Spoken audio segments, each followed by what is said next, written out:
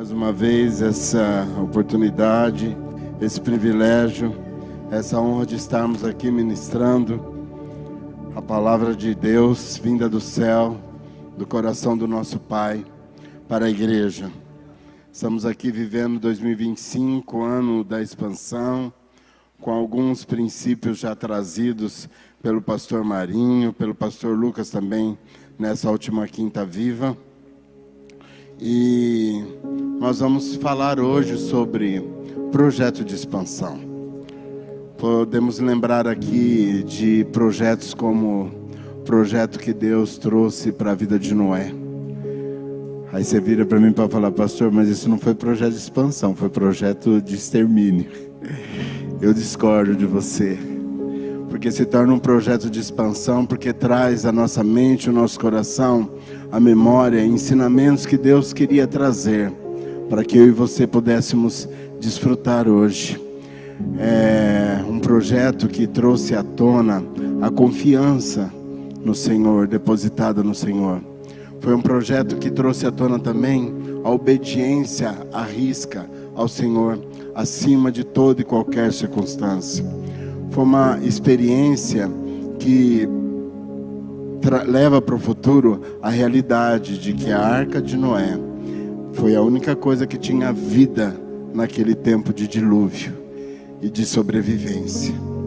Hoje, eu e você somos os Noés que Deus tem colocado nesse tempo para a expansão do teu reino, do seu reino, porque haverá um momento em que o dilúvio espiritual, não é, o fogo consumirá toda a terra, mas aqueles que olharem para a cruz e receberem Jesus como seu único e suficiente Salvador estará salvo. Amém? Podemos também falar do projeto de expansão que Deus trouxe, que começa ali na vida de Abraão, para ele sair da sua terra, do meio da sua parentela, para um lugar onde Deus o mostraria para ele. Todo o projeto, ele precisa de logística. Não foi diferente com Noé, que Deus deu a planta nos mínimos detalhes para que ele pudesse seguir à risca todo o critério para execução, para a sustentação de todos aqueles animais que seriam colocados ali, pelo tempo, para armazenamento de ração, de alimento e tudo mais. Foi um projeto assim que exigiu logística, e assim como todo projeto existe a sua logística. O projeto de Abraão também tinha uma logística dada por Deus, a terra onde Deus, a logística do projeto de Abraão era o próprio Deus que o conduziria para onde fosse. Mas existem projetos que eles já nascem fadados ao fracasso, né? Que eles nem inauguram e são fadados ao fracasso. Por quê? Porque muitas vezes a presunção do homem leva com que ele tenha projetos próprios, iniciativas próprias, e não dependam de Deus. A palavra do Senhor nos diz, Jesus diz aos seus discípulos: sem mim.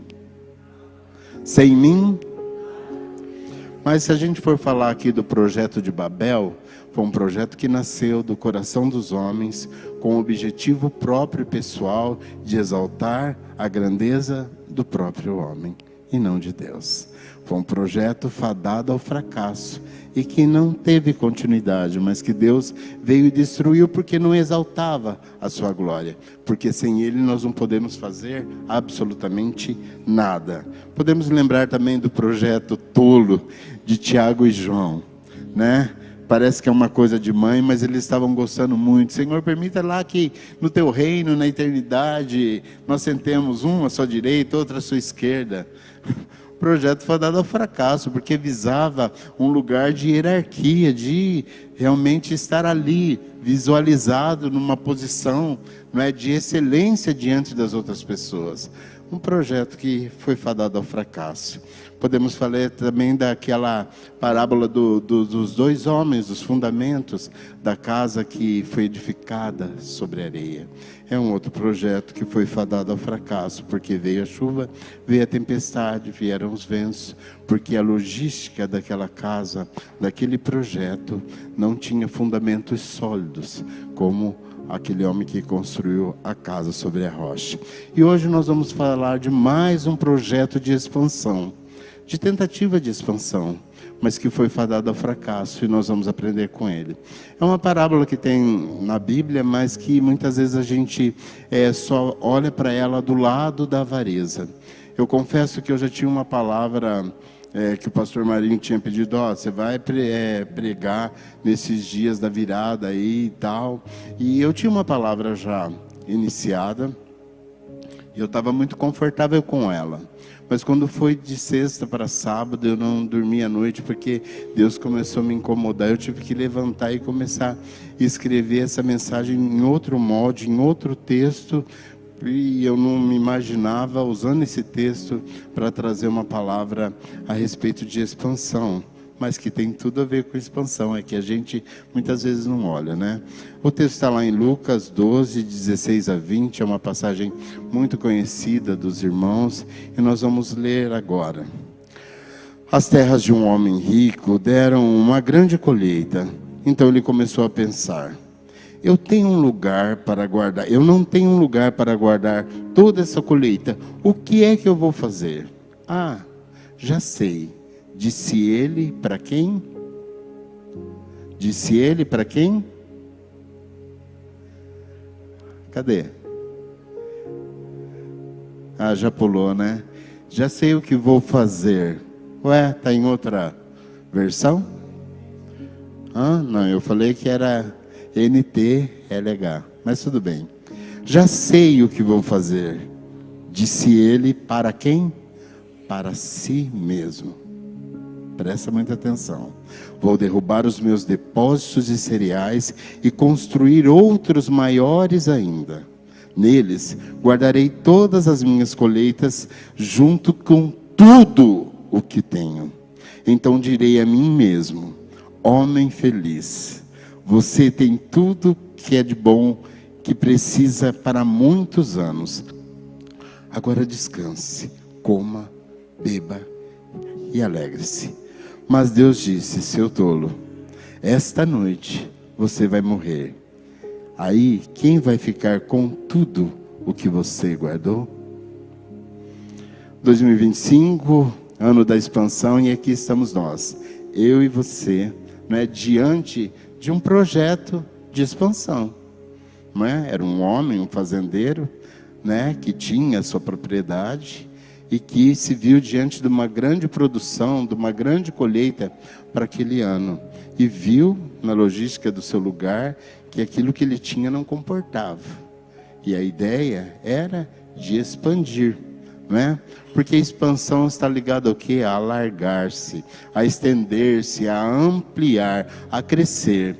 Então, inclusive o nosso tema deste ano está em Isaías lá, 54, 2, que diz o quê? Amplia, aumente. As tendas eram um lugar de habitação do povo hebreu antigo, né? Mas aqui fala assim: aumenta a sua barraca, torne ainda maior o lugar onde você mora. Olha o que eu achei interessante aqui. E não faça economia nisso. Encomprides as cordas da barraca e pregue bem as estacas. Está falando de um projeto de crescimento, de expansão. Assim como aquele fazendeiro se viu nesse dilema da necessidade de expandir, né? Expansão também é uma necessidade de romper com aquilo que já está estabelecido, né, para algo ainda maior. E o fazendeiro desse texto se viu nessa situação, né? Que a sua terra não comportava, que os celeiros não comportavam mais aquilo que a sua terra produziu, né? Diante disso, o que fazer? Ele decidiu expandir, ele sonhou em derrubar os seus celeiros e construiu algo bem maior do que a realidade que ele tinha. E o que tem de errado nisso? O que tem de errado nisso? O fazendeiro desejar expandir, construir, solucionar o problema que ele estava tendo lá diante de uma grande produção, né? A expansão, ela deve nascer de um incômodo gerado na realidade atual onde estamos, né? Há um descontentamento do lugar, do espaço, da condição onde estamos, e por isso nós necessitamos de expansão. Não sei quem fazia parte do templo lá na Campos Sales, não teríamos um terço ali, né, Lucas, do que nós temos aqui hoje. Mas algo começou a incomodar o coração do nosso anjo, o antigo anjo, pastor Mário. Algo incomodar o coração dele, porque nós podíamos crescer, nós podíamos expandir. Então ele trouxe esse projeto de expansão, que pela graça de Deus nos trouxe até este lugar. Mas falando em expansão agora em 2025, nós precisamos nos preparar, porque se é o propósito do coração de Deus, talvez Ele queira fazer algo ainda maior do que nós estamos vivendo hoje. Talvez Ele queira, não, Ele quer. Porque o projeto de ampliação, de salvação da humanidade está no coração de Deus. Ele só espera que a sua igreja corresponda. E talvez seja esse ano de eu e você colocarmos à prova esse projeto que está no coração de Deus, assumindo essa vida, né, para a expansão do reino no nosso tempo. Uma inquietação de que algo possa melhorar. Isso nos faz pensar, para onde que nós estamos indo? O que é que nós estamos fazendo, ou de que maneira eu e você estamos fazendo? O que é que nós podemos melhorar? E essa foi a inquietação, de certa forma, do fazendeiro. Uma inquietação que também toma conta do coração dos discípulos, quando Jesus morre e eles ficam ali, e a perseguição começa a chegar diante deles e faz com que eles aumentaram a visão e tivessem que alçar voos maiores, né? E a expansão trouxe os discípulos até aqui, hoje, até a mim, até você.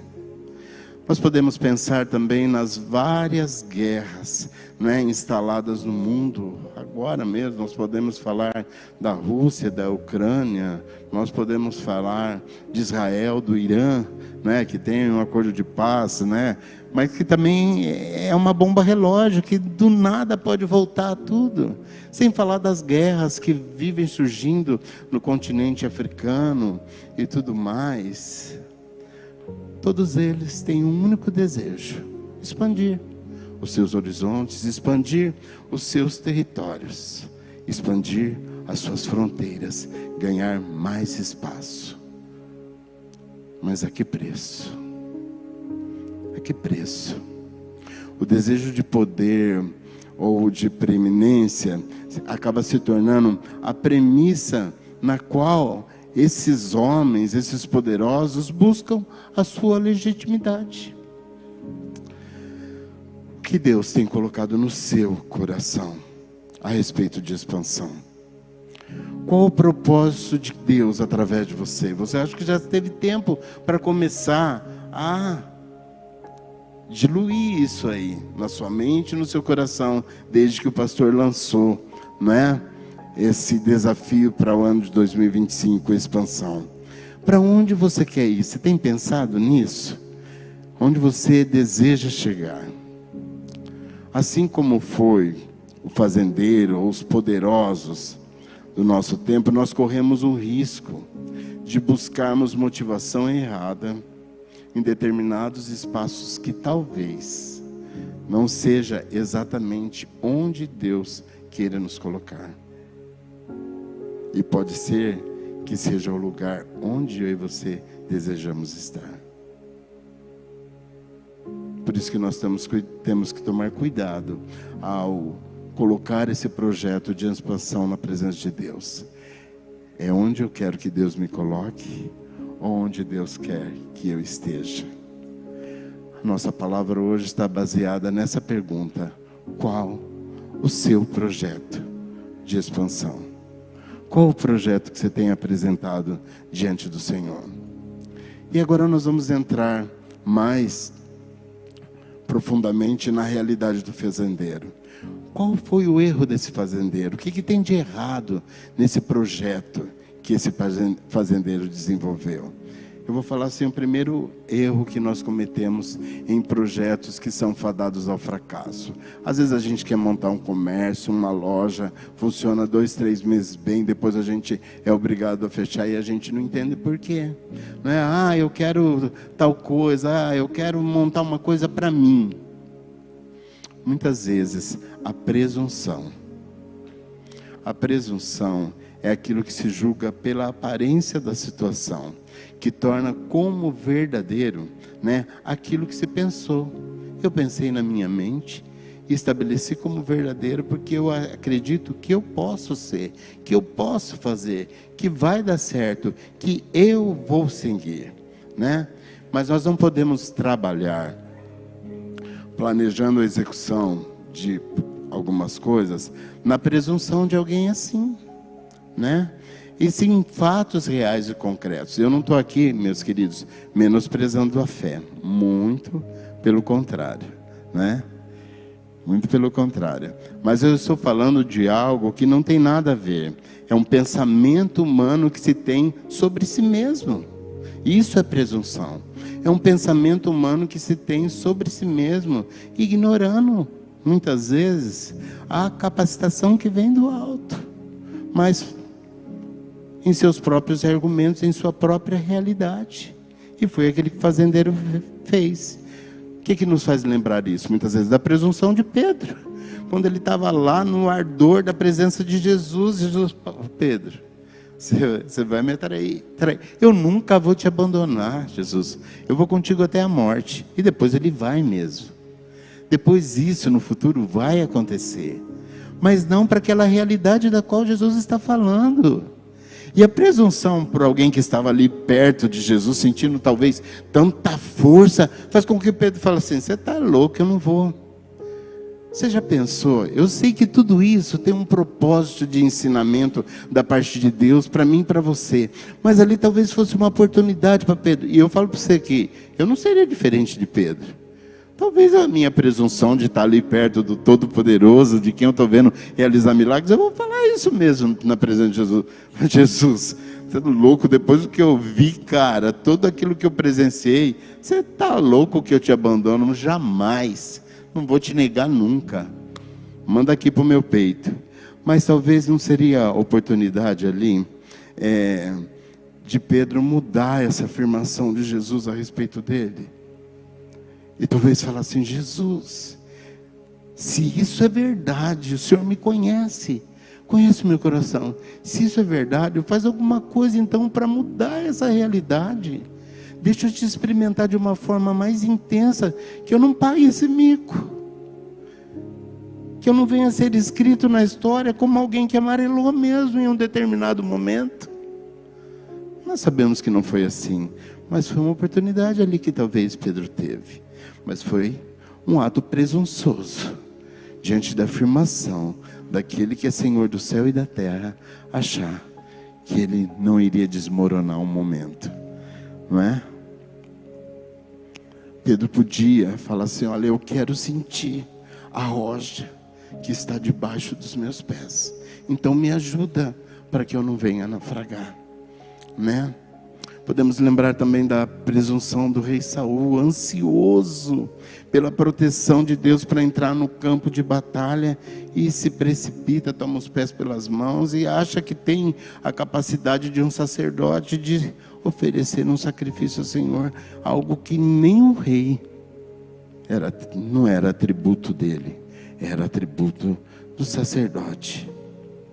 Muitas vezes a presunção toma o seu coração, quando nós olhamos o projeto de alguém, de que está expandindo em uma determinada área, e falamos: eu posso fazer tal qual ou melhor do que ele.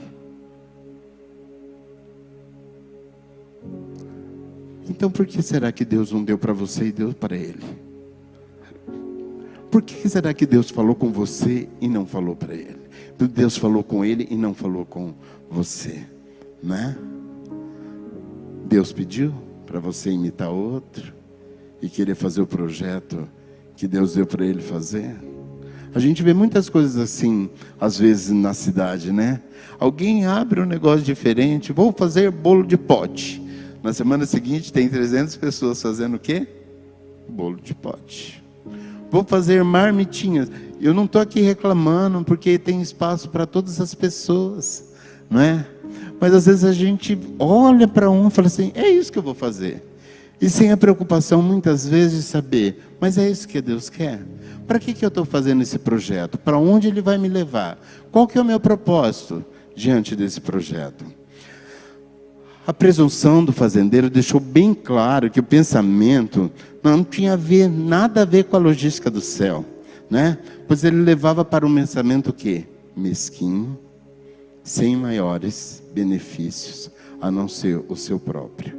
Direi à minha alma: come, bebe e folga.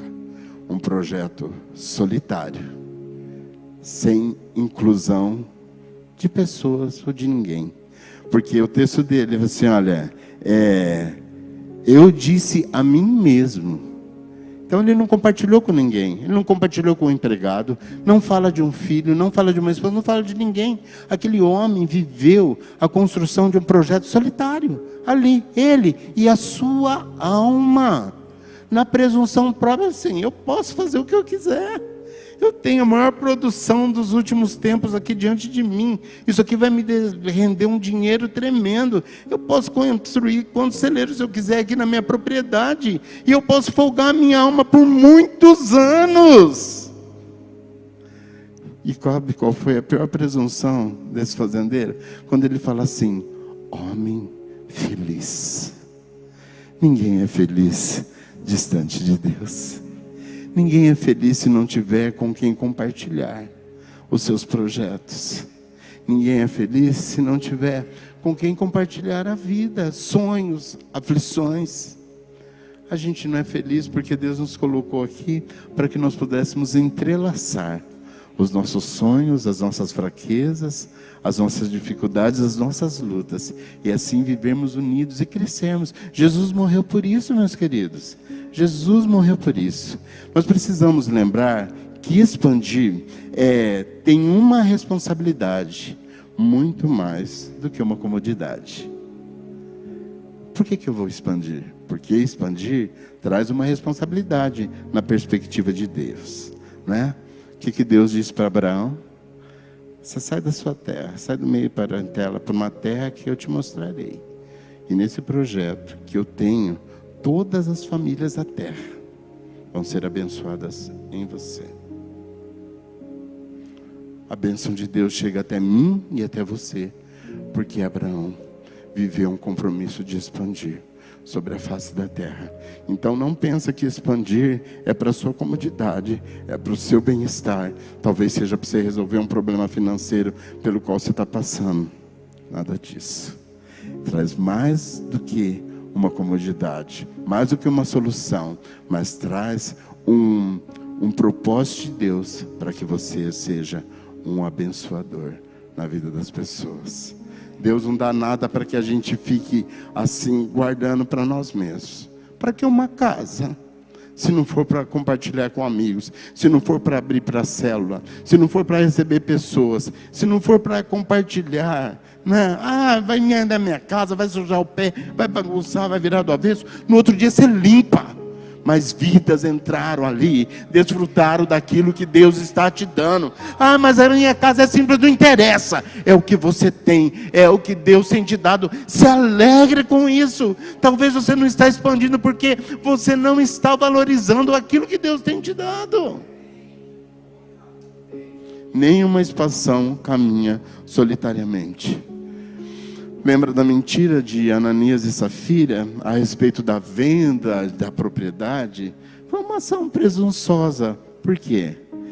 Eles queriam uma imagem de, olha, nós também somos pessoas generosas, né? A comunidade cristã que estava nascendo, eles queriam que eu olhasse para eles e falasse assim, olha, Ananias e Safira também venderam uma propriedade e depositaram aos pés dos apóstolos. A presunção de achar que eles seriam vistos de uma forma diferente. Morreram.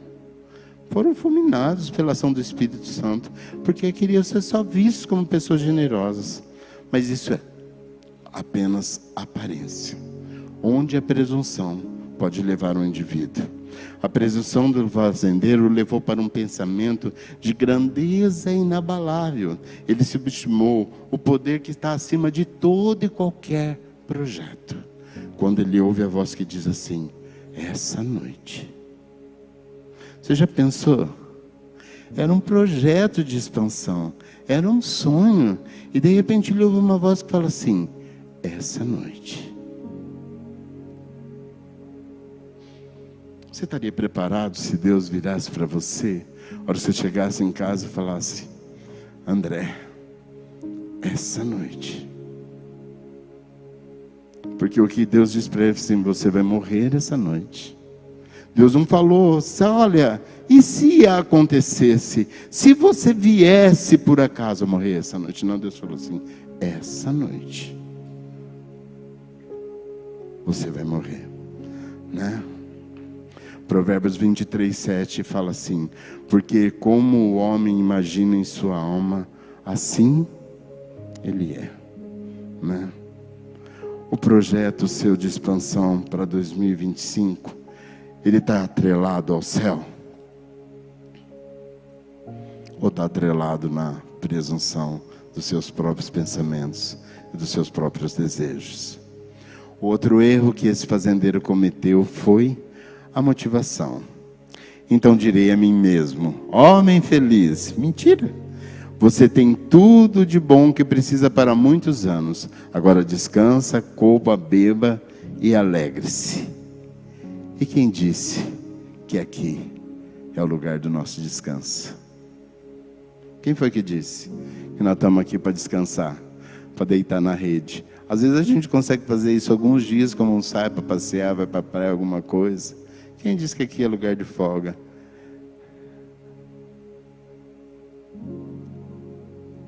Qual fruto colhe aquele que pensa apenas no seu próprio ego?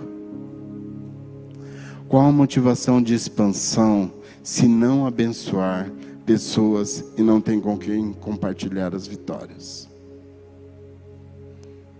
Um carro que Deus te dá, mas você não dá carona para ninguém.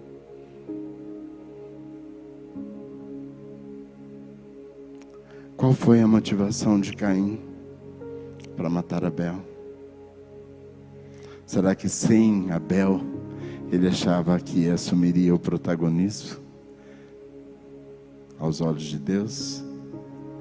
Qual a motivação de Acã quando ele roubou o ouro, a prata e a capa? Será que ele se esqueceu que Deus era o provedor, o Todo-Poderoso de Israel? Qual a motivação de Judas? Será que ele se decepcionou com o projeto de Jesus e preferiu 30 moedas? Qual a motivação de Zaqueu em devolver aquilo que ele roubou quando ele conhece Jesus? Um projeto que talvez o fizesse ficar livre de todas as cadeias emocionais que o prendiam. Qual a motivação dos discípulos em seguir o Mestre? Atos 9, 10 a 16 diz assim: em Damasco morava um seguidor de Jesus chamado Ananias. Ele teve uma visão e nela apareceu o Senhor chamando Ananias. E ele respondeu: eis-me aqui, Senhor. E o Senhor lhe disse: apronte-se e vá à casa de Judas, à rua direita, e procura por um homem chamado Saulo, da cidade de Tarso. Ele está orando e teve uma visão. Nela apareceu um homem chamado Ananias, que entrou e pôs as mãos sobre ele, a fim de que ele pudesse ver de novo. Ananias respondeu: Senhor, muita gente tem me falado a respeito desse homem e de todas as maldades que ele fez em Jerusalém com os que creem no Senhor. E agora ele veio aqui a Damasco com a autorização dos chefes dos sacerdotes para prender todos os que te adoram. Mas o Senhor disse a Ananias: vá, pois eu escolhi esse homem para trabalhar para mim, a fim de que ele anuncie o meu nome aos não-judeus, aos reis, ao povo de Israel. Eu mesmo vou mostrar a Saulo tudo o que ele terá que sofrer por minha causa. Nós vemos que Saulo, perseguidor de cristão, está lá no caminho de Damasco com cartas para prender cristão. Ele tem uma visão, ele ouve a voz de Jesus, fala assim: Saulo, Saulo, por que me persegues? Ele cai do cavalo, aquele homem poderoso, imponente, representando do exército romano, conhecedor do judaísmo e tudo mais, mas achando que estava fazendo um projeto certo de expansão do domínio de Roma. Ele cai e fica cego. Quando ele cai e fica cego, ele vai para um determinado lugar, na casa de Judas, e ali ele começa a orar, ele quer buscar entendimento. E Deus fala com Ananias. Ananias tem essa visão, não é? E de ir lá socorrer Paulo e orar por ele para as escamas dos olhos saiam. Será que Deus estava querendo punir Paulo ali? O quanto importa sofrer pelo meu nome? Não. O que Deus estava querendo falar ali para Ananias é que o nome de Jesus é rejeitado. A gente é confrontado. A gente é discriminado por assumir uma fé verdadeira. A gente é zombado em redes sociais. As pessoas falam mal de nós, mas qualquer comentário que nós colocamos lá se torna uma celeuma absoluta, porque a gente, de qualquer maneira, atingiu ou desrespeitou a fé de pessoas. Mas isso aqui é muito raso na atualidade, perto do que os discípulos viveram, perto do que Paulo viveu. O projeto de expansão do reino, do qual o apóstolo Paulo faz parte, foi muito mais profundo. Teve preço de sangue, de morte, de entrega, de perseguição, de calúnia. A gente precisa entender que a expansão tem a ver com o reino, e não é propriamente sobre nós. Às vezes a gente só fica pensando na nossa necessidade. Aí o pastor falou que eu ando da expansão, então eu vou colocar diante de Deus um projeto, eu vou montar um negócio, eu quero financiar uma casa, eu vou lá na Caixa Federal, ou vou no banco, vou ver o juro menor, eu vou entrar num projeto lá, eu quero minha casa, ou eu quero meu carro, eu quero meu negócio. Por que você quer? Esta noite. Por que você quer? A motivação deve ser o reino. Eu até posso expandir profissionalmente, familiarmente, eu posso ter sonhos no meu coração, mas o reino precisa ocupar prioridade e objetivo maior nesse meu projeto de expansão. Por quê? Para quê? Para onde? Eu não estou dizendo que nós não vamos desfrutar do privilégio de sermos filhos de Deus enquanto estivermos aqui na terra. Mas, cara, eu quero que você entenda. Olha o privilégio de Paulo com tudo que ele sofreu. Ele foi na presença do rei para testemunhar sobre Jesus. O rei parou para ouvir Paulo.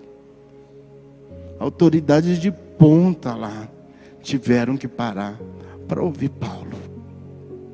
Sabe por quê? Era um projeto que estava no coração de Deus, e é alguém que se abriu para submeter-se e vivê-lo.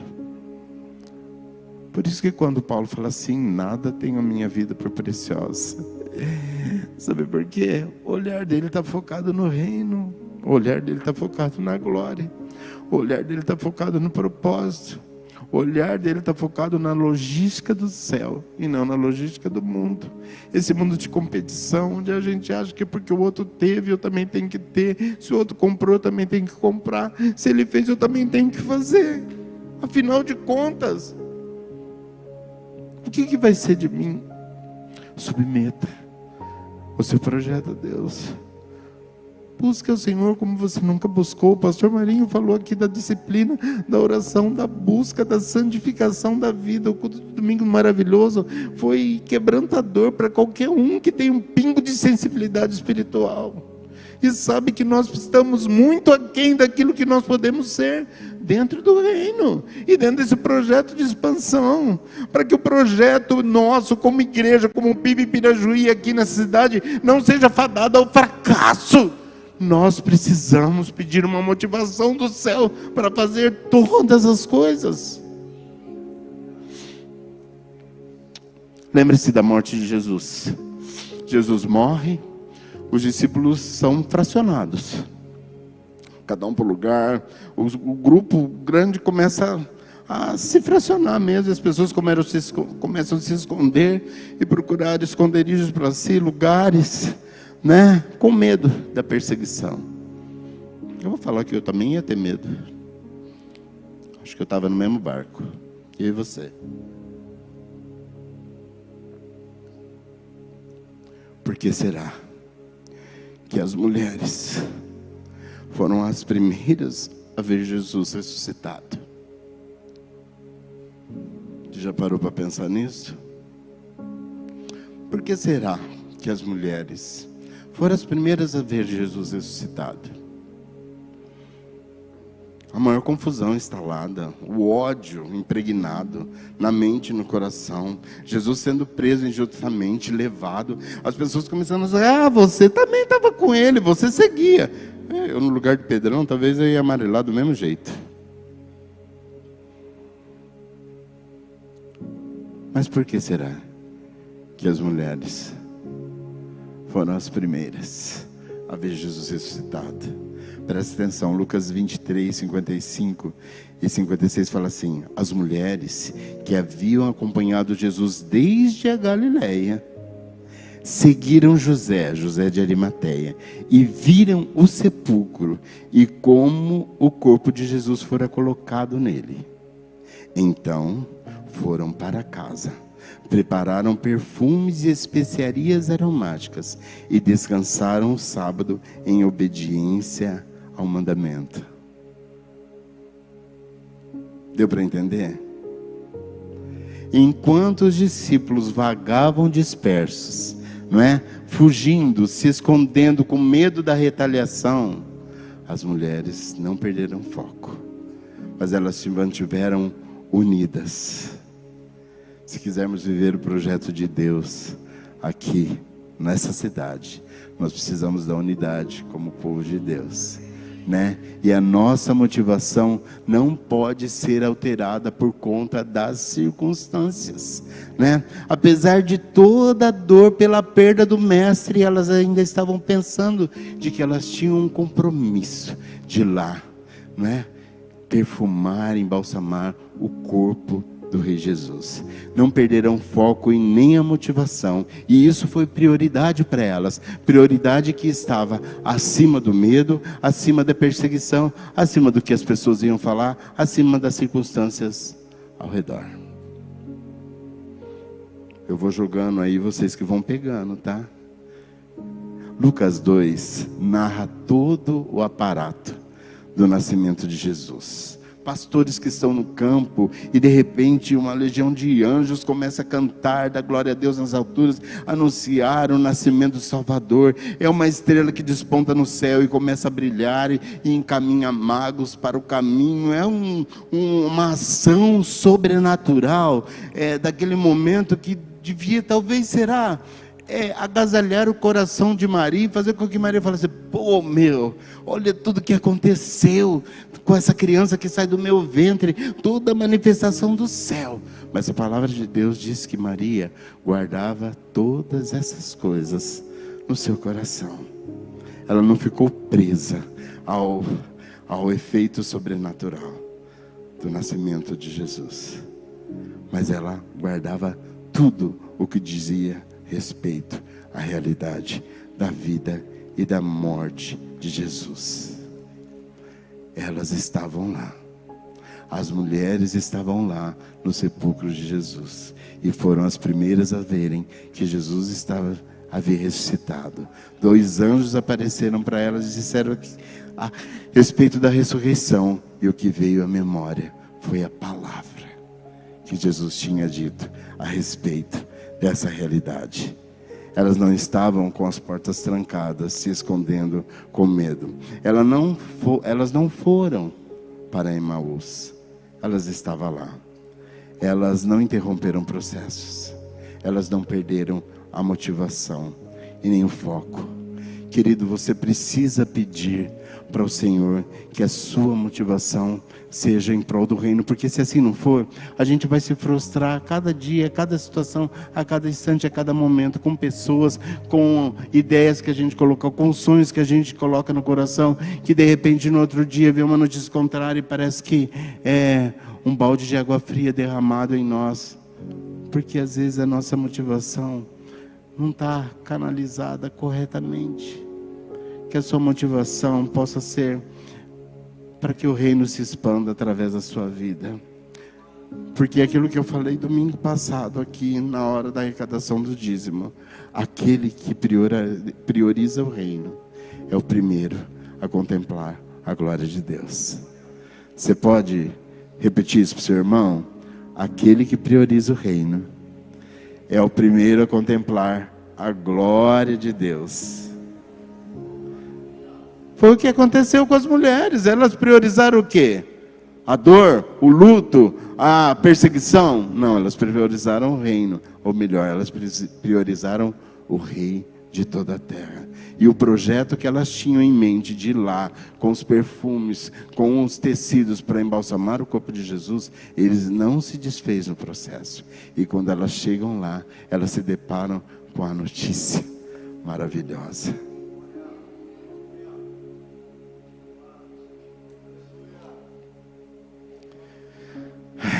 Glória a Deus.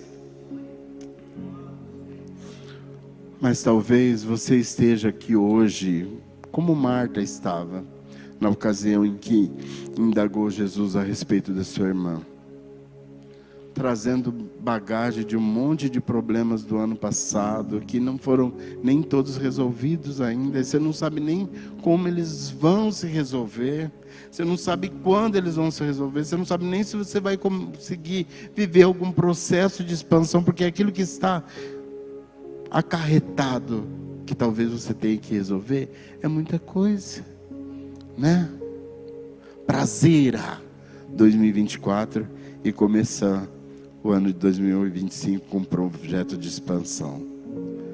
Mas eu quero dizer para você aquilo que Jesus disse a Marta: apenas uma coisa é necessária. Lance as suas redes sobre a palavra de Deus. As suas circunstâncias, as suas lutas, as suas dificuldades, os seus medos, os problemas, lance eles sobre a palavra de Deus e foque o seu coração e a sua motivação no reino. Porque se o seu coração estiver motivado no reino, as demais coisas vão ser acrescentadas. Você crê nisso? Você crê nisso? Mais ou menos. Priorize o reino e creia que as demais coisas serão acrescentadas.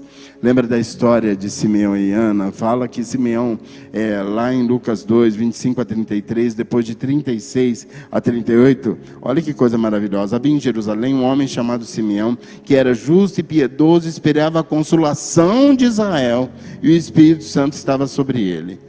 Não era um homem que achava que vinha um rei que ia lá acabar com o domínio de Roma. Presta atenção em tudo aquilo que Simeão vai falar.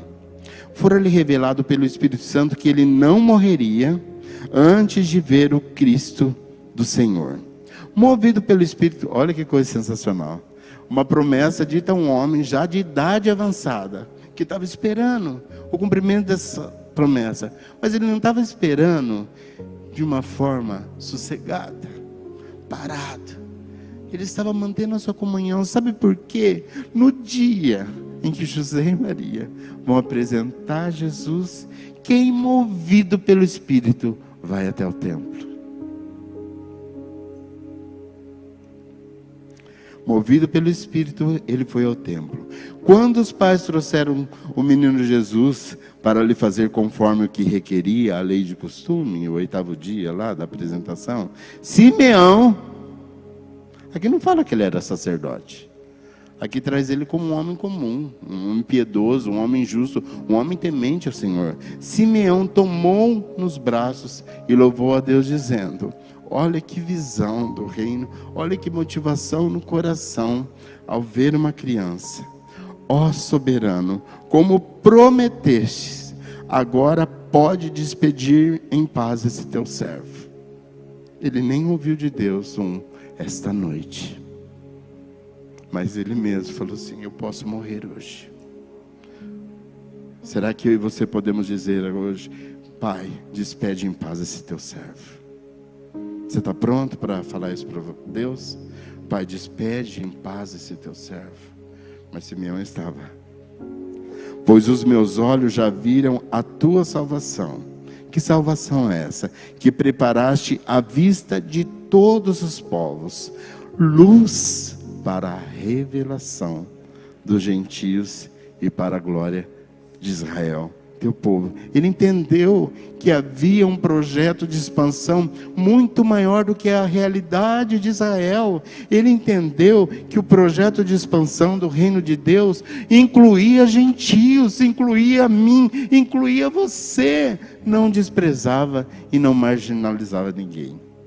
O pai e a mãe do menino estavam admirados com o que fora dito a respeito dele. Olha a grandeza daquilo que estava sobre os ombros de Jesus. E olha a Ana aqui surgindo. Estava ali a profetisa Ana, filha de Fanuel, da tribo de Azer. Era muito idosa. Havia vivido com seu marido 7 anos depois de se casar. E então permaneceu viúva até a idade de 84 anos. Uma viúva. Ali, talvez desprovida de cuidados.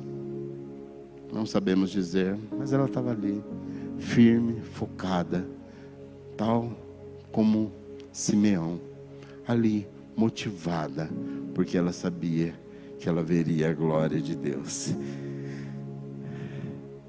Nunca deixava o templo, adorava a Deus, jejuando e orando dia e noite. Tendo chegado ali naquele exato momento, deu graças a Deus, falando a respeito do menino a todos que esperavam a redenção de Jerusalém. Como o pastor Marinho falou, tem gente que já está frutificando, e tem gente que vai expandir logo, logo, não é? Porque não tem desviado o seu olhar da prioridade do reino. Não foram os chefes das leis que contemplaram o Messias nascido. Não foram eles que viram a promessa de Israel se cumprir. Mas foi Simeão, um homem idoso, sem grande posicionamento social. Foi Ana, uma profetisa simples, viúva de 84 anos, que foi ali e que contemplou o Messias nascido ali no templo para a sua apresentação. Não sei se a sua motivação hoje aqui ela é numérica. Se ela está pensando: minha célula precisa crescer, porque a de fulano está enorme. Realmente o projeto de expansão envolve crescimento numérico. Mas qual a motivação para esse seu crescimento numérico? Por que você quer crescer? Porque o fulano está crescendo? Porque você acha que o pastor te cobra e você não está respondendo? Ou porque o avanço do reino envolve vidas? E quanto mais estiverem expostas ao conhecimento dessa graça, melhor é. Será que a sua motivação é hierárquica? Você quer estar com o microfone na mão? Ou você quer estar aqui na frente com as luzes e participar do louvor? Ou você entende que esse é o projeto de expansão que Deus tem para você? Você tem se capacitado, como o pastor Marinho falou, você tem se capacitado? Você tem feito aula de canto, alguma coisa? Você tem se exposto a uma avaliação, a uma crítica e acatado ela? Porque às vezes um professor vai falar para você: isso não é para você. Se é música que você quer. Nós temos os projetos de coro aqui, onde muitas pessoas que estão no Ministério de Louvor hoje saíram do coro.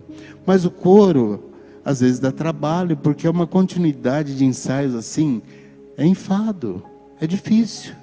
Mas aqui a gente também descobre muitos talentos, mas você não quer submeter, porque às vezes você quer o microfone na sua mão. Você não quer estar diante de uma multidão, às vezes você quer estar sozinho. E assim vai. Eu estou dando exemplos assim, bem de nosso dia a dia, de uma realidade bem próxima do que possa acontecer, mas quem conhece seu coração é você e Deus. E você pode até, para mim, falar que não tem nada a ver, mas não para Deus. A sua motivação hierárquica, você quer ser visto ao lado do pastor, como alguém que substitui o pastor, ou que alguém que está ao lado dele, ou alguém que gerencia a agenda do pastor, que faz alguma coisa, né? Qual é a sua motivação?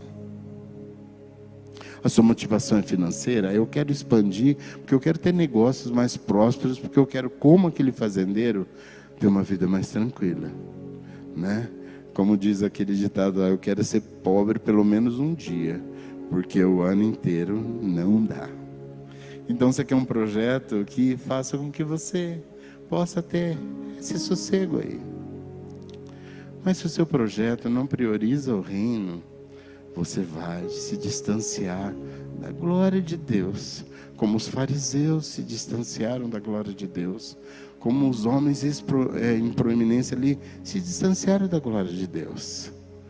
Lembra?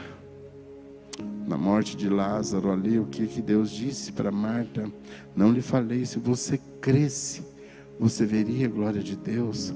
A glória de Deus está disponível para nós, mas qual a motivação no nosso coração para contemplar essa glória? A fé, ela precisa estar atrelada no nosso coração como motivação para contemplarmos a glória de Deus. Nós precisamos acreditar e confiar nas palavras de Jesus e não perdermos o foco para contemplarmos o sobrenatural. A nossa motivação, meus queridos, ela precisa ser genuína. E último ponto aqui, encerrando, o ponto que fala assim: entre a esperança e a responsabilidade. A esperança do homem, do fazendeiro, era: homem feliz, você tem tudo de bom que precisa para muitos anos. Agora descansa, come, beba e alegre-se. Essa era a esperança. Mas a responsabilidade que aquele homem não pensava era aquele que Deus lhe disse: você é um tolo. Esta noite, aí vem o peso da responsabilidade. Essa noite você vai morrer. E aí quem ficará com tudo o que você guardou? O que eu entendo aqui é que aquele homem não devia ter mulher, não devia ter filhos, ele devia ser um solitário. Porque se não fosse assim, Deus até poderia falar assim: o que você deixou aí vai ficar de herança para todo mundo brigar entre si. Mas não, aquele homem era um solitário. E tem a arrogância ainda, tem a presunção de falar que ele era um homem feliz. Se conseguia sentir felicidade no mundo mesquinho, que ser humano era esse, né?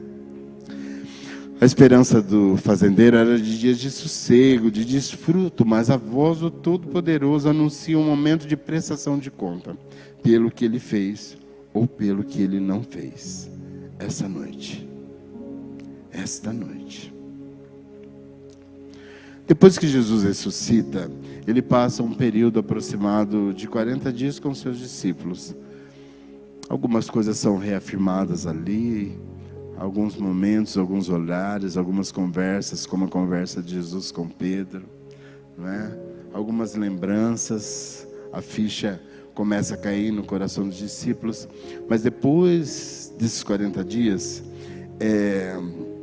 os discípulos vão presenciar a ascensão de Jesus. O momento em que Jesus, subvertendo a gravidade, ele é elevado aos céus, diante dos olhos dos seus discípulos, aqueles que estavam ali, juntamente com ele. E eles ficaram olhando ali, boquiabertos, enquanto Jesus, estáticos, enquanto Jesus desaparecia nas nuvens. Paralelo a isso, a gente se lembra de um fato de 3 discípulos, Pedro, Tiago e João, que são chamados por Jesus a ir no monte, onde ele se transfigura na presença daqueles discípulos. Aqueles discípulos ficam tão felizes com aquele ato sobrenatural, em que eles pensam assim: vamos aqui construir uma cabana para você, outra para Moisés, outra para Elias, e vamos ficar aqui. E enquanto eles estão lá, nesse momento de glória, o bicho está pegando lá embaixo. Porque tem um pai com um filho endemoniado que ninguém consegue expulsar o demônio. Só que os discípulos, 3 discípulos estão lá em cima, não estão sabendo disso e não querem voltar para a realidade. Eles querem ficar lá.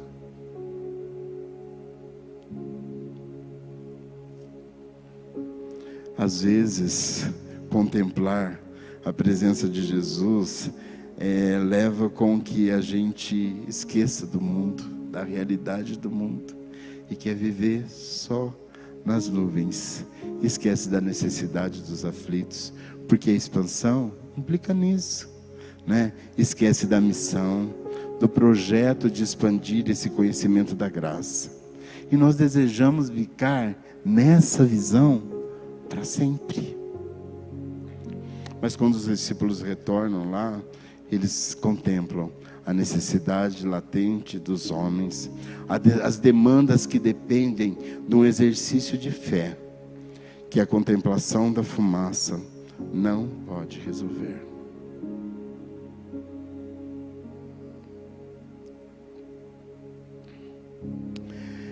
Nem todo o dinheiro do mundo, meus queridos, resolve questões íntimas da alma de um ser humano. Nem todo o dinheiro do mundo resolve o problema de uma enfermidade terminal. Nem todo o dinheiro de volta atrás para casa, de volta ao filho drogado, livre de toda a impregnação do vício. Mas a exposição da graça e o poder de Jesus resolve qualquer situação e até ressuscita mortes. Amém? A exposição da graça e do poder de Jesus resolve qualquer situação e a ressurreição dos mortos. A quem enviaremos? A quem há de ir por nós?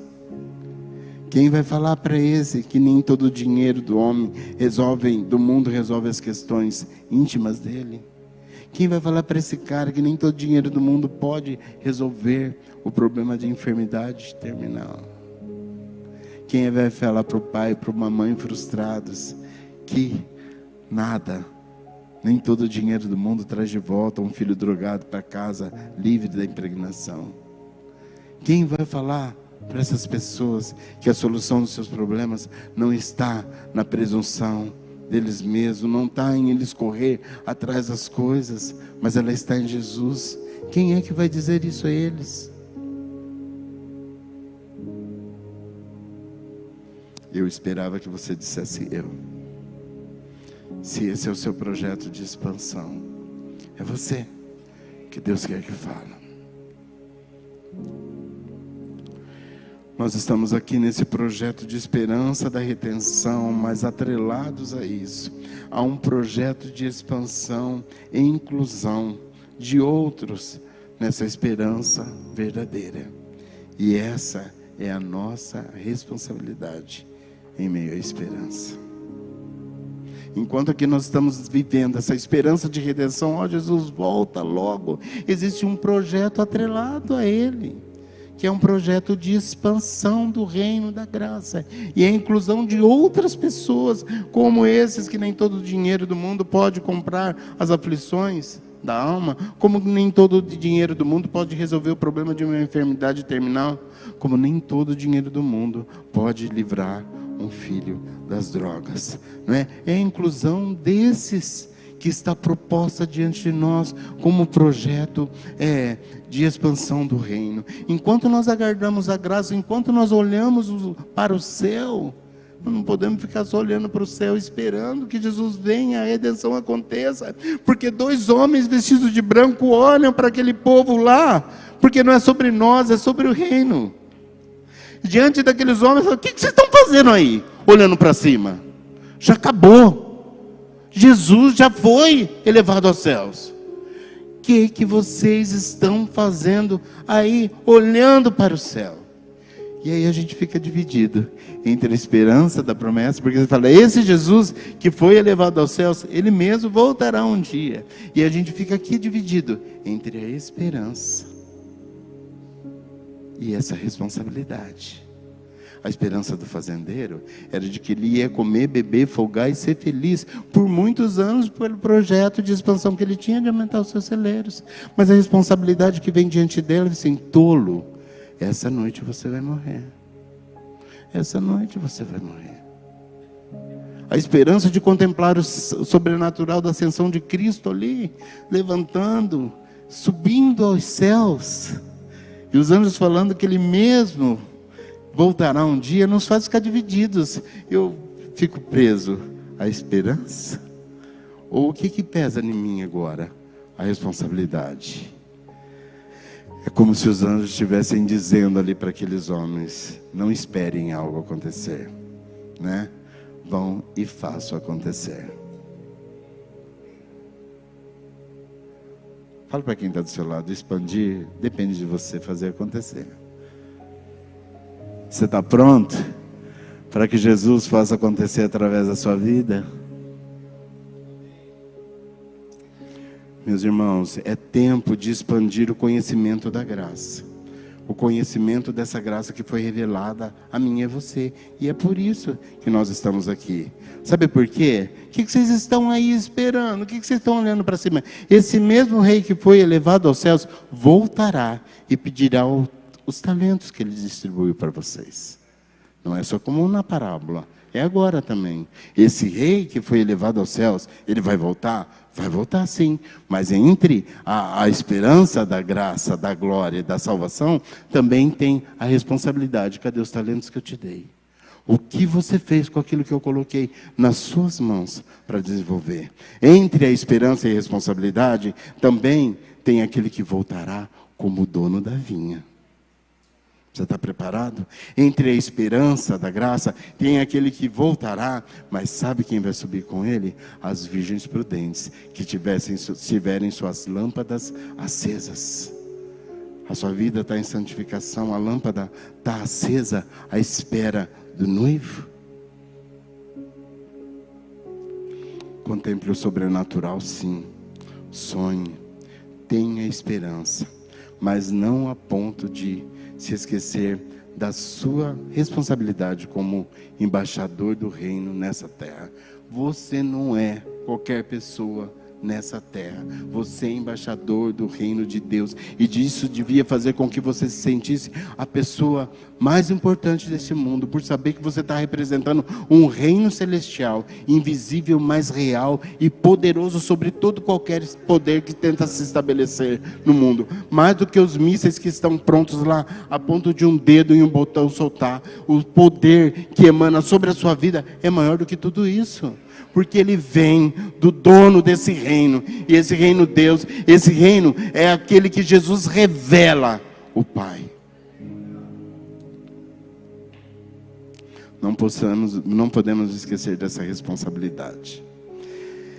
Quando Jesus é levado aos céus, os discípulos levantam os olhos para verem. E sabe o que nós vemos aí também? Um vértice da cruz, do projeto, da visão de expansão do reino. E a escada de Jacó é concluída aí. Sabe aquela visão que Jacó tem? Eu vi os céus abertos, uma escada e os anjos de Deus subindo e descendo por ela. Que começa quando Jesus vem, o ministério, os anjos subindo e descendo.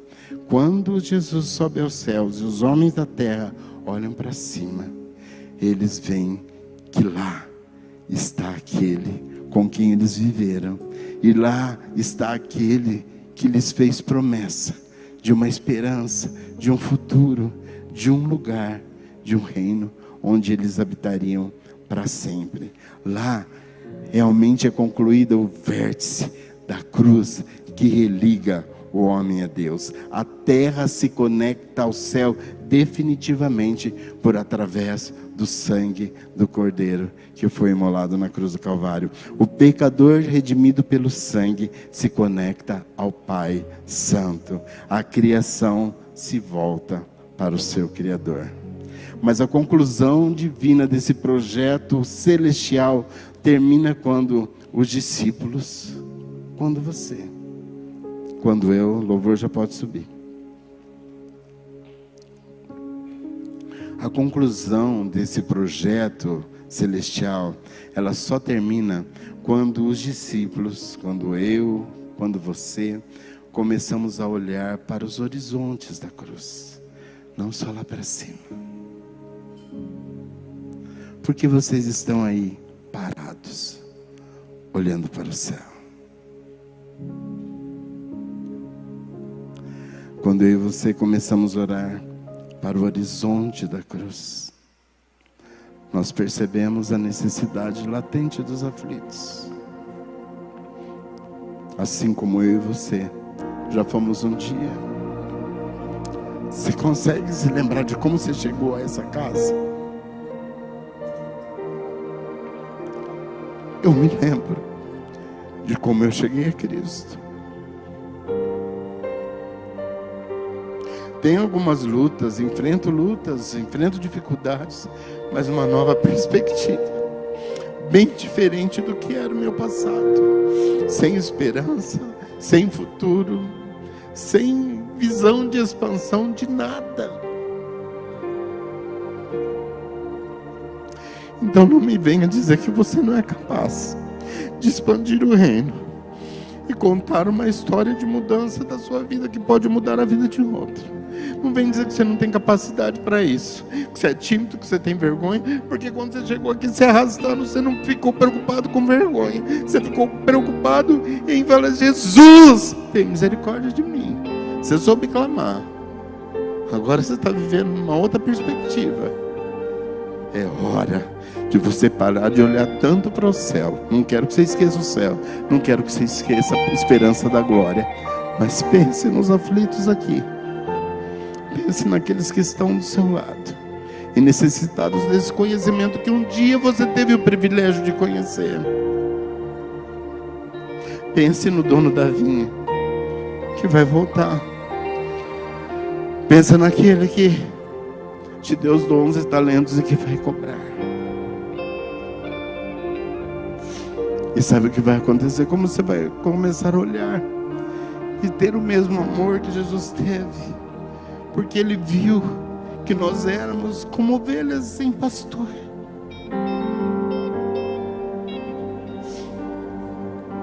Foi isso que Paulo viu.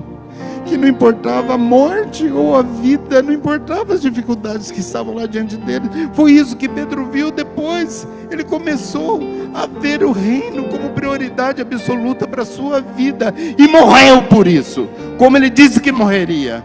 Mas não na circunstância onde ele estava debatendo com Jesus. Mas Pedro morre por isso, Paulo morre por isso, todos os discípulos morrem por isso. Mas o nome deles está escrito aqui como homens que expandiram o reino. E se assim não fosse, nós não estaríamos aqui hoje e agora. Não é para brincar de ano de expansão. Não é só para falar que é o ano da expansão que a igreja vai crescer. Você precisa crescer. Você precisa se posicionar. Você precisa buscar a motivação correta. Você precisa perder a presunção de que você é capaz de fazer alguma coisa por si próprio. Você precisa parar de olhar para os lados, mas precisa começar a olhar para Jesus. Você precisa contemplar a esperança da volta de Jesus. Sabe que a esperança da volta de Jesus é o que nos motiva diante das aflições. Diante das aflições que você vive como servo de Deus, as lutas, as perseguições, as dificuldades, o que precisa motivar você é a esperança da volta de Jesus. Mas enquanto isso não acontece, olha para os lados e cumpre o propósito de expansão do reino através da sua vida. Você pode. Você pode para falar para quem está do seu lado? Você pode.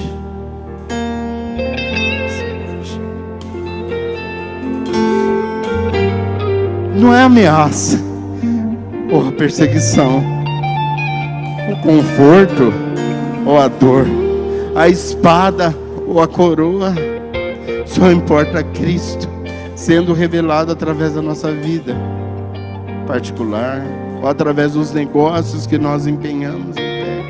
Cristo está sendo revelado através dos negócios seus que expandiram. Cristo está sendo revelado através da sua vida particular. Cristo está sendo revelado no trabalho, da promoção que você teve. Cristo está sendo revelado nos seus relacionamentos, com amigos, com pessoas de trabalho ou dentro da sua casa. Cristo está sendo revelado em tudo aquilo que você faz. É esse o seu projeto de expansão?